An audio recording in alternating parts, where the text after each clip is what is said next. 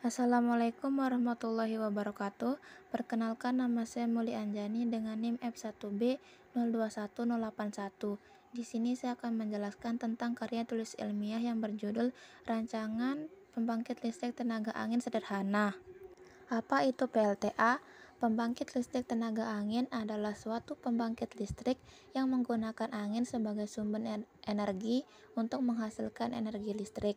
Pembangkit ini dapat mengkonversikan energi angin menjadi energi listrik dengan menggunakan turbin angin atau kincir angin.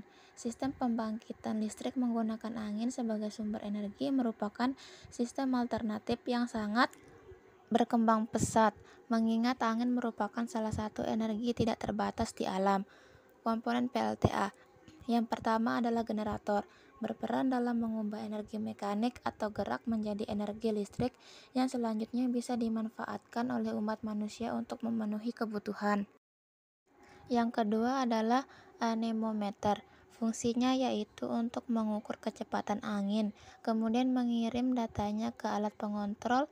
Sangatlah penting untuk terus memantau kecepatan angin agar bisa menyesuaikan dengan aturan kecepatan yang berlaku. Yang ketiga adalah blades atau pisau turbin.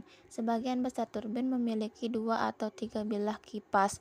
Bentuknya desain khusus agar dapat berputar ketika angin berhembus. Jika terlampau kencang melampaui batas, maka akan dihentikan oleh alat yang disebut brake atau rem cakram. Yang keempat adalah controller atau alat pengontrol. Alat pengontrol menyala dan mati sesuai dengan kecepatan angin. Peraturan startnya kira-kira 12 sampai 25 km per jam dan akan berhenti pada 90 km per jam. Turbin tidak beroperasi di atas batas maksimal karena terlalu kencang dan bisa mengakibatkan kerusakan fatal.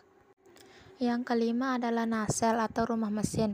Sesuai namanya, rumah mesin ini berfungsi sebagai tempat komponen dipasang termasuk poros atau shaft, generator, gearbox, alat pengontrol, dan sistem rem. Semuanya disusun dengan tatanan sesuai prosedur agar dapat berputar dengan lancar. Yang keenam adalah brake system atau sistem rem, berfungsi untuk mengatur kecepatan putaran pada poros agar tidak lewati batas kecepatan yang telah ditentukan. Generator juga akan menghasilkan energi listrik maksimal saat bekerja sesuai dengan ketentuan. Dan yang terakhir adalah tower atau menara.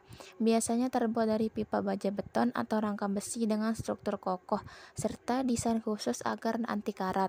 Ketinggiannya akan disesuaikan dengan tempat di mana kincir angin akan dipasang. Ada ketinggian khusus di mana hembusan angin adalah yang terbaik untuk memutar kincir angin.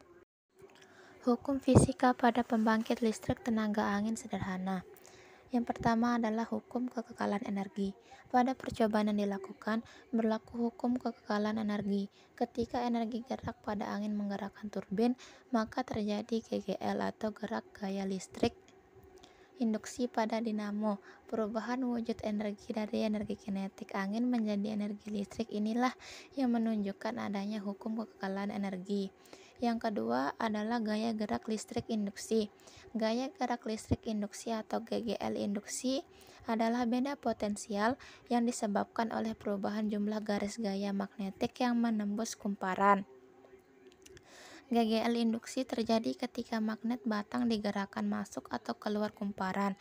Ketika magnet batang digerakkan mendekati kumparan, jumlah garis gaya magnetik yang menembus kumparan bertambah. Namun sebaliknya, ketika magnet batang dijauhkan dari kumparan, jumlah garis gaya magnetik yang menembus kumparan akan berkurang.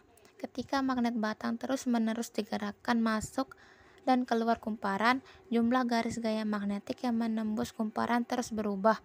Perubahan jumlah garis gaya magnetik yang menembus kumparan menyebabkan beda potensial di ujung-ujung kumparan menjadi berbeda pula. Jenis arus listrik yang dihasilkan.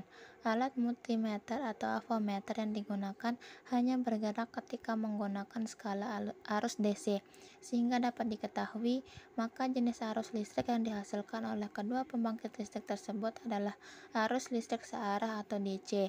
Berdasarkan pembagian jenis dinamo, arus searah dan dua arah, maka dinamo yang digunakan dalam penelitian adalah dinamo arus searah. Tegangan listrik yang dihasilkan.